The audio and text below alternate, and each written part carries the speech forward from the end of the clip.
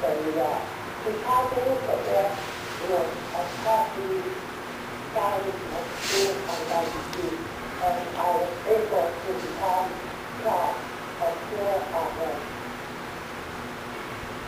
that's what this was about how technology helps us as we should. It's not just behavior to provide the best ability design and information, as well as the better aware of the advantage and disadvantages of the everyday technology. Here's what the possibility that technology can do.